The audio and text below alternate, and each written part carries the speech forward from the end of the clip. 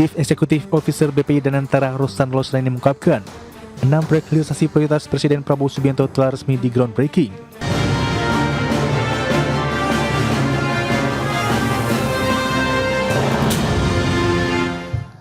Badan Pengelola Investasi Danantara telah melaksanakan groundbreaking 6 proyek hilirisasi baru. Ke-6 proyek hilirisasi tersebut meliputi sektor energi, pertambangan, dan agroindustri senilai Rp117,6 triliun.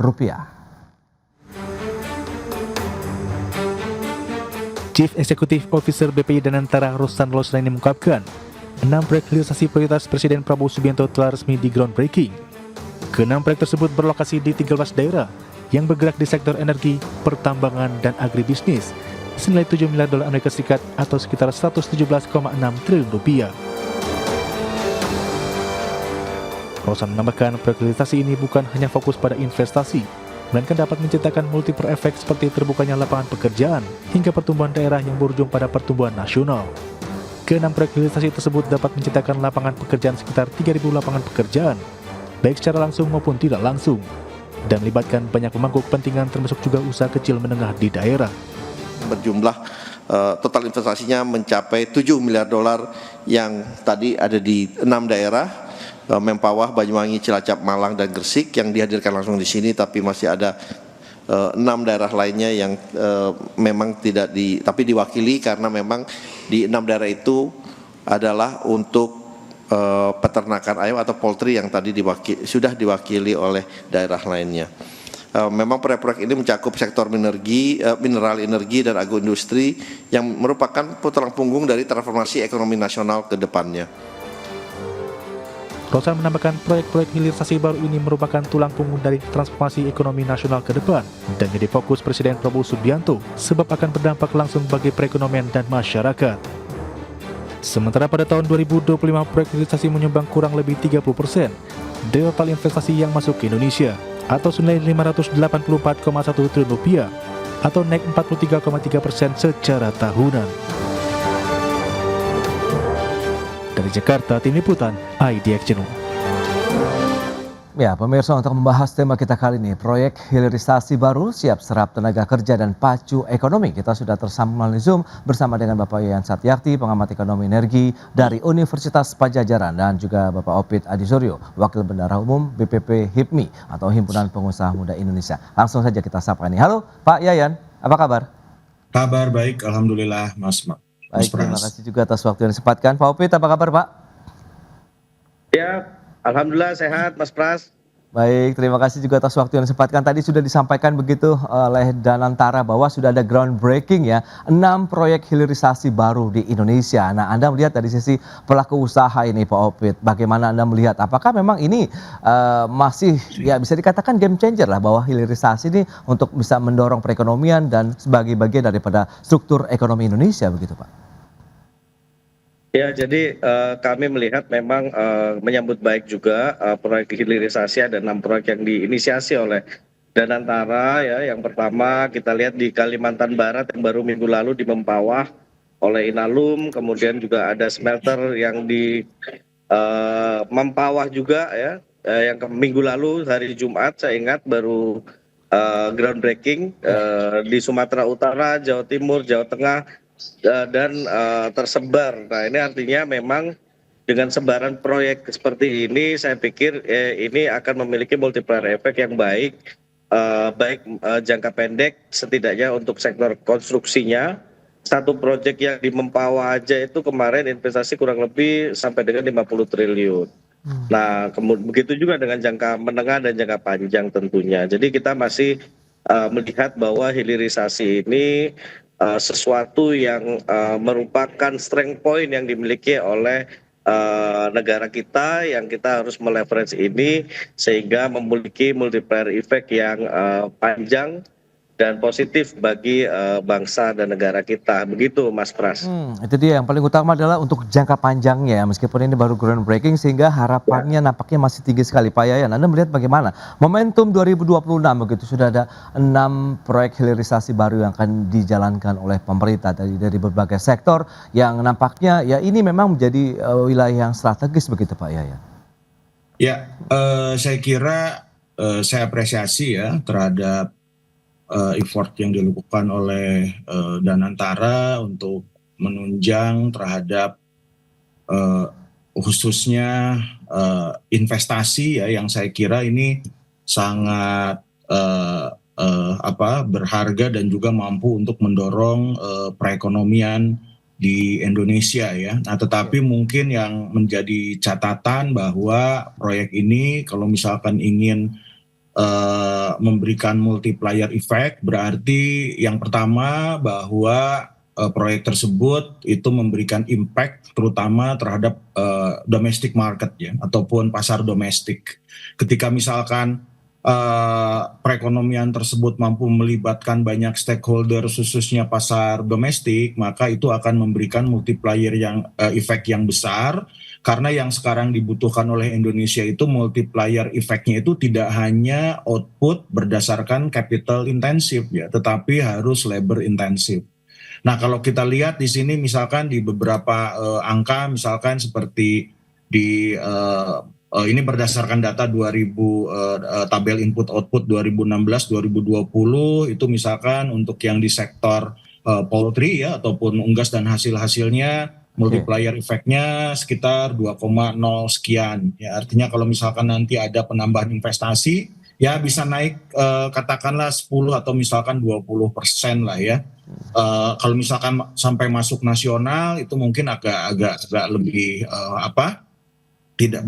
impactnya akan lebih kecil ya. Kemudian juga kita lihat di beberapa khususnya sektor mineral ya, itu impactnya ini masih relatif kecil ya, hanya sekitar 1,2, 1,3 ya. Nanti diharapkan bahwa dengan adanya downstreaming ini itu akan mengembangkan. Tapi kalau menurut saya sih downstreaming itu tidak bersifat labor intensif ya, tetapi capital intensif. Nah, justru yang dikejar itu berarti ada adaptasi teknologi dan kemudian ada industri ada spillover industri ya, misalkan untuk yang sektor katakan otomotif atau misalkan nanti ada sektor-sektor lainnya yang ada di sisi hilir. Nah, kemudian juga misalkan seperti bioetanol ya, saya kira ini sangat baik. Nah, tetapi yang jadi masalah ini dari sisi feedstock ya. Nah, ini feedstocknya memang ada kerjasama antara PTPN dengan Pertamina, tetapi kalau kita lihat di sana proyeknya masih jumlahnya hanya sekitar ya katakan di bawah 10.000 liter katakan per hari ya. Baik. Nah, ini bagaimana feedstocknya seperti itu.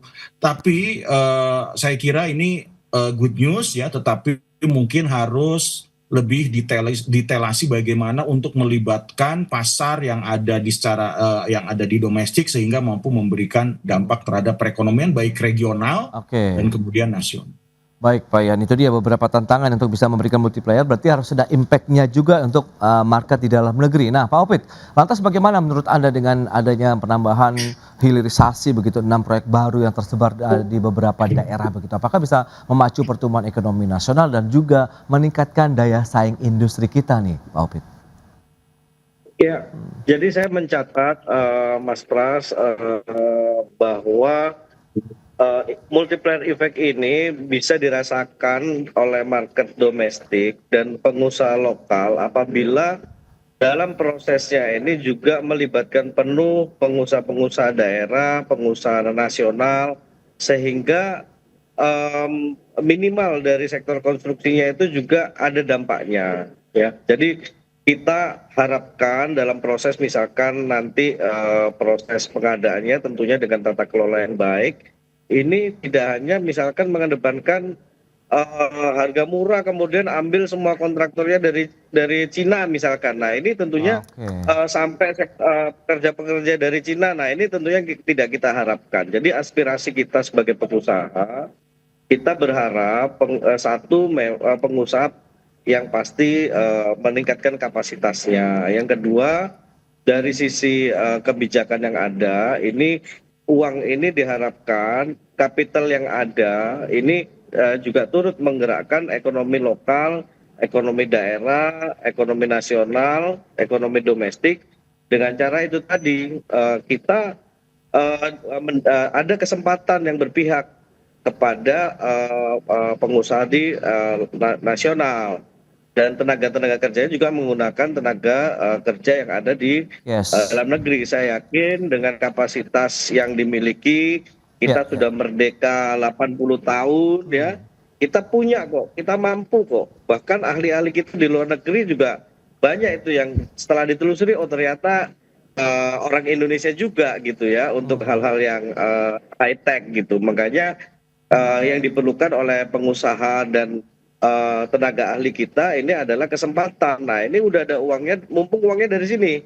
Biasanya kalau investasi uangnya dari luar, nah ini yang mereka juga ikut ngatur nih, semuanya, teknologinya apa segala macam. Nah, ini yang kita oke. harapkan supaya dampaknya bisa terasa di tengah Yes. kondisi yang cukup lesu ini, Mas Pras.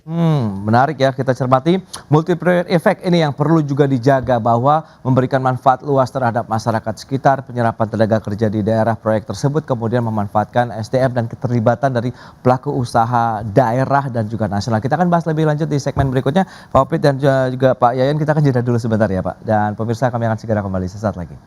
Ya, terima kasih Anda masih bergabung bersama kami dalam Market Review pemirsa. Dan berikut ini kami akan menyampaikan data. Ini dia ada 6 proyek hilirisasi yang sudah di groundbreaking oleh pemerintah, khususnya dari Danantara begitu ya. Seperti yang bisa Anda saksikan di layar televisi Anda, ada fasilitas pengolahan boksit, alumina dan aluminium. Ini lokasinya di Mempawah, Kalimantan Barat, kapasitas sekitar 600.000 metrik ton per tahun. Ada smelter grade alumina refinery fase 1, ini lokasi di Mempawah juga, Kalimantan Barat begitu ya. Dan selanjutnya kita akan lihat ada pabrik bioetanol Glenmore fase 1, lokasinya di Banyuwangi, Jawa Timur. Kemudian ada pabrik biorefinery ya, atau bioaftur, lokasi di Cilacap, Jawa Tengah. Dan berikutnya kita lihat lagi ada proyek peternakan unggas terintegrasi, ini juga menjadi fokus dari pemerintah. Lokasi ada di Malang, tersebar di beberapa daerah ya, Sulsel, Kalimantan Timur, NTB, ada Gorontalo dan juga Lampung Selatan. Ada juga pabrik garam, ini di Sampang Madura, Manyar dan Sugoromadu, Gresik. Itu dia. Dia beberapa proyek hilirisasi ya. Dan berikutnya kita akan cermati data terkait dengan realisasi investasi hilirisasi di Indonesia. Ini juga menarik kita lihat bersama. Di tahun 2024 ada 407,8 triliun rupiah. Dan tahun 2025 kemarin ini mengalami pertumbuhan sekitar 43,3% secara tahunan menjadi 584,1 triliun rupiah. Itu dia beberapa data yang sudah kita sampaikan dan kita akan lanjutkan kembali perbincangan bersama dengan Bapak Ian Satyakti dan juga Bapak Opit Adisuryo. Ya. Lantas dengan beberapa informasi dan data tadi yang sudah disampaikan, proyek-proyek ini menurut Pak Ian sendiri cukup oke nggak Pak? Dalam artian ini memang yang Pak Opit sampaikan harus memberikan impact yang jangka panjang. Nah kalau Pak Ian sendiri seberapa strategis proyek-proyek yang dikembangkan pemerintah? Ada peternakan terintegrasi, kemudian ada aftur di sana, kemudian juga ada beberapa hal lainnya begitu yang menurut Anda ini sudah tepat tidak sih untuk menjaga upaya-upaya kita menciptakan swasembada pangan, swasembada energi begitu Pak Yayan? Oke, jadi kalau misalkan kita lihat ya secara empiris memang bahwa sektor yang menjadi prioritas Danantara khususnya untuk groundbreaking ini memang sangat krusial. Misalkan seperti bioetanol ya, ini sangat penting karena apa? Karena memang sekarang sangat dibutuhkan untuk substitusi seperti Pertamax ya ataupun Pertalite. Tapi di sini mungkin kapasitasnya di sini masih relatif kurang ya, walaupun memang ini merupakan langkah yang saya kira langkah yang maju, karena yang paling sulit itu ketika kita mengawali ya, karena di sini melibatkan misalkan seperti PTPN, kemudian juga ada stable demand khususnya misalkan dengan masyarakat ya, nanti mungkin ini bisa direplikasi dan dijadikan sebagai pilot project untuk peningkatan bioetanol di masa yang akan datang. Okay. Nah kemudian juga misalkan seperti di sektor unggas ya, nah ini jadi masalah sampai sekarang ya. Kalau misalkan kita lihat angkanya memang ini multiplier effect dari sektor unggas ini sekitar 2,07. Dan kalau dengan adanya beberapa wilayah itu akan akan ada investasi, saya kira ini akan menambah secara multiplier effect ya, mungkin seperti tadi saya katakan ada penambahan sekitar mungkin sekitar 10 sampai dengan 20% ya secara nasional. Nah, tetapi walaupun proyek itu bagus ya di atas kertas, nah ini harus hati-hati karena kita selalu terkendala dengan iklim investasi. Nah, kalau misalkan sekarang kita lihat ICOR kita yang di kisaran masih 6, nah ketika groundbreaking ini harus dikejar bagaimana agar dia itu bisa langsung masuk ke aktivitas produksi untuk mengurangi angka ICOR kita. Ya, jadi di sini mungkin groundbreaking project ini harus diikuti dengan eksekusi yang cepat ya. Jadi tidak hanya sesudah groundbreaking tetapi kemudian banyak sekali masalah, misalkan seperti asset acquisition, kemudian juga masalah perizinan ya. Nah, saya nggak tahu nih sejauh mana bahwa proses khususnya eksekusi ini mampu segera untuk dilakukan misalkan pembangunan pabrik. Nah, ini saya baca ya, ini memang agak lama, ada yang setahun atau misalkan bahkan 2 tahun ataupun 3 tahun. Karena kalau kita pakai sekarang dengan orientasi politik ya, karena di kita ini kan sangat dekat antara kebutuhan antara pembiayaan, kemudian juga aspirasi politik dan kemudian sisi ekonomi. Nah, ini kadang-kadang menjadi kontradiktif ya, yang seharusnya misalkan bahwa secara operasional proyek itu bisa dieksekusi secara ideal katakan 3 tahun. Nah, ini kita kan sudah masuk ke masa periode politik ya. Itu orang itu sudah lupa ya dan lain-lain, dan kemudian akan terjadi juga pergeseran kepemimpinan dan ini yang membuat ketidakpastian untuk melakukan investasi.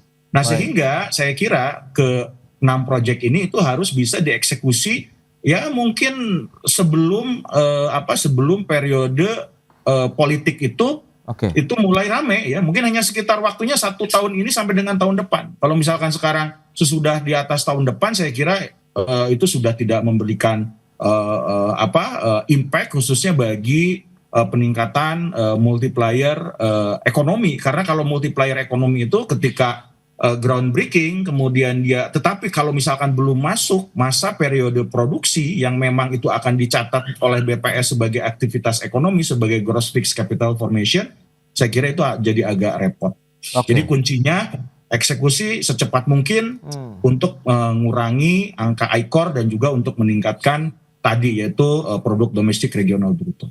Baik, nah Pak Opit, lantas kalau menurut Anda bagaimana dengan keterlibatan? Kalau Anda sempat menggarisbawahi juga harus melibatkan pelaku usaha daerah dan juga nasional begitu. Apakah ini akan mungkin nanti keterlibatan yang lebih jauh karena ini proyek juga jangka panjang? Kemudian Anda melihat sejauh mana juga kesiapan pelaku usaha nasional untuk terlibat aktif begitu. Jadi tidak hanya sebagai penonton begitu nih, Pak Opit. Ya, siap Mas Pras. Jadi itu tadi yang saya sampaikan bahwa tentunya kita mendukung tata kelola perusahaan yang baik yang diterapkan oleh Danantara, yang mana di situ mekanisme administrasi, kapasitas dan seterusnya juga paralel pengusaha lokal, daerah, nasional juga harus mempersiapkan diri. Artinya bisa dibagi untuk berbasis dengan resiko, misalkan untuk resiko rendah dan resource berlimpah di daerah, kita melibatkan pengusaha daerah. Untuk berbau teknologi, kolaborasi dengan teknologi owner, nah itu kita bisa libatkan pengusaha nasional. Dan dari pengalaman kami, kita juga pernah menangani proyek yang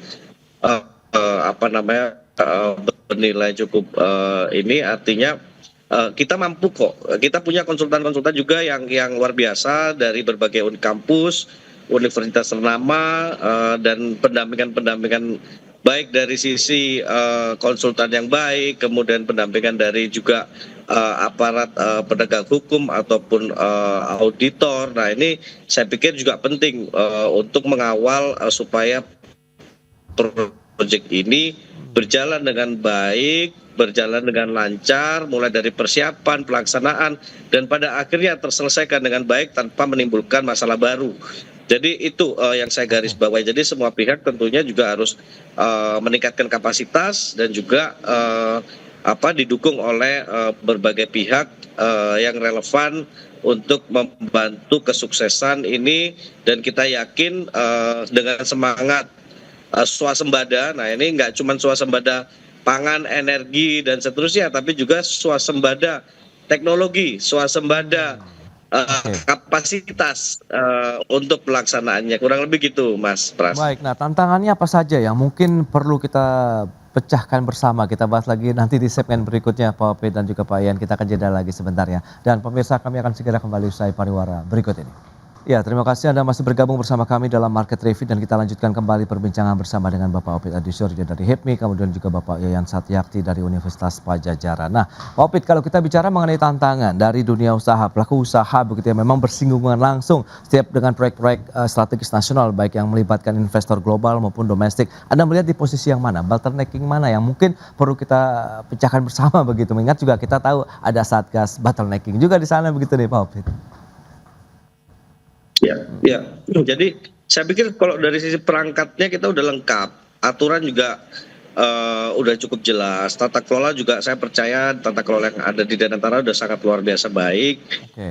Pendampingan dari para ahli seperti Pak Yayan yang dari sisi university itu juga mumpuni gitu ya. Jadi saya pikir tinggal kemauan aja kalau saya pikir.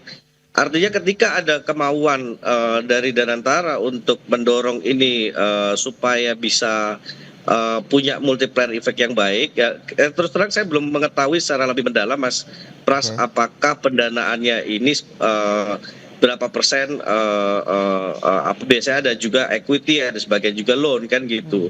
Nah, kadang-kadang yang ngasih loan ini yang ngatur-ngatur kan gitu. Misalkan pendanaannya dari luar, kemudian dia minta teknologinya dari sana sampai tenaga kerja. Harapan saya sih Danantara akan cukup tegas gitu ya. Pendanaan sebagian mungkin dari luar, tapi cukup misalkan teknologi adoptionnya aja, implementasi, pelaksanaan dan lain sebagainya.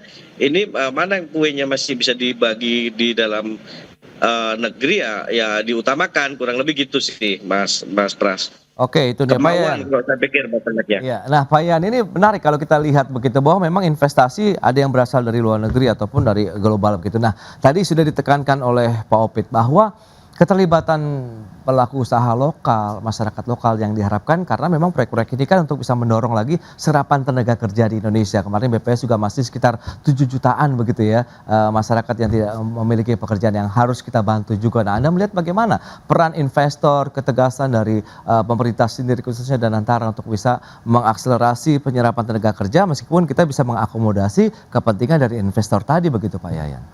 Oke, saya lihat kuncinya hanya ada dua ya. Yang pertama itu kita melakukan harmonisasi dan deregulasi dari iklim investasi. Nah, kita lihat di sini ada beberapa regulasi antara misalkan proses investasi dan kemudian antar kementerian itu yang memang harus segera diharmonisasi, misalkan seperti kebijakan energi nasional, dan kemudian juga ada beberapa daerah yang katakan perencanaan pembangunannya masih ketinggalan, ini harus segera diharmonisasi. Dan kemudian juga kita lihat misalkan dari sisi kebijakan insentif fiskal. Nah, ini insentif dan disinsentif yang akan ditawarkan oleh pemerintah khususnya kepada katakan pengusaha yang akan terlibat. Kemudian juga yang kedua yaitu masalah pembiayaan. Jadi pembiayaan ini kan tidak hanya oleh Danantara saja ya sebagai katakan sebagai perusahaan holding yang dimiliki oleh negara. Nah, tetapi ketika misalkan dia harus memberikan multiplier effect, nah pengusaha-pengusaha seperti Pak Opit ini juga harus diperlukan adanya insentif, yaitu misalkan bagaimana pembiayaannya, bagaimana kreditnya, apakah ada insentifnya seperti apa, risikonya mungkin ya akan sedikit menurun, harusnya harus diberi ada semacam insentif juga bahwa ini merupakan bagian dari katakan program strategi dari prioritas nasional, karena ini sesuai dengan katakan program yang dekat dengan Pak Prabowo. Nah, sehingga antara deregulasi dari sisi iklim investasi dan juga pembiayaan itu menjadi sinkron. Karena kalau misalkan kedua hal ini itu tidak di-match-kan dengan baik, nah saya kira itu akan memperlambat terhadap eksekusi dari pelaksanaan proyek-proyek ini. Oke, nah terakhir nih harapan dari Pak Opit bagaimana melihat dengan adanya proyek-proyek baru hilirisasi dengan nilai yang cukup besar dan tadi pun dari sisi produktivitas diharapkan bisa mendorong juga sektor industri, daya saing industri, tapi Anda melihat dengan beragam tantangan, kebutuhan-kebutuhan terkait dengan mungkin keterlibatan secara aktif begitu dalam proyek tersebut seperti apa ini ke depannya nih Pak? Baik, menyambung tadi yang disampaikan Pak Yayan, saya pikir baik sekali terkait khususnya yang terkait dengan satu regulasi yang harmonisasi regulasi dan juga pembiayaan. Memang dua ini dua kunci ya yang saya juga sangat sepakat. Saya akan menanggapi dari sisi yang kedua, terutama dengan pembiayaan. Kadang-kadang dan seringkali terjadi meskipun ini sesama payung dan antara, kadang-kadang bank dalam negeri ini terlambat merespon gitu ya. Jadi bukan serta-merta ini PSN terus mereka akan dengan proaktifly kemudian memberikan kemudahan bagi pengusaha untuk bisa mendapat pembiayaan. Nah, ini yang kita harapkan memang kalau mau ini cepat ya dan kita rasakan manfaatnya karena kita tahu investasi ini butuh waktu untuk bisa sampai beroperasi, apalagi untuk bisa dirasakan manfaatnya. Ya, sedangkan waktu kita udah nggak banyak, kita udah 1,5 tahun nih pemerintahan Pak Prabowo. Ayo kita dukung sama-sama dengan cara tadi waiving terkait dengan pembiayaan tanpa mengurangi esensi dari tata kelola yang baik gitu. Dan kuncinya tadi satu, di mana ada kemauan di situ pasti ada jalan, gitu ya. Tanpa mengesampingkan tata kelola itu kuncinya. Jadi harapan kami perbankan nasional juga cepat dalam merespon bahwa ini PSN, ayo kita kerja bergandengan tangan mensukseskan dan bisa membuat peraturan yang sekiranya memudahkan bagi pengusaha untuk mendapatkan pembiayaan selama terkait dengan program-program yang dicanangkan oleh pemerintah. Mungkin itu, Mas Pras. Baik, itu dia. Butuh dukungan juga yang kuat ya dari pemerintah ya, baik dari sisi pembiayaan untuk industri perbankan nasional juga terkait dengan proyek-proyek yang akan dibangun di Indonesia. Pak Opit, kemudian Pak Yayan, terima kasih banyak ini atas informasi, update dan juga insight yang sudah diberikan kepada pemirsa IDX Channel pada hari ini. Selamat melanjutkan aktivitas Anda kembali. Salam sehat. Sampai berjumpa kembali Pak Yayan, Pak Opit. Terima kasih. Sama-sama. Ya, terima kasih.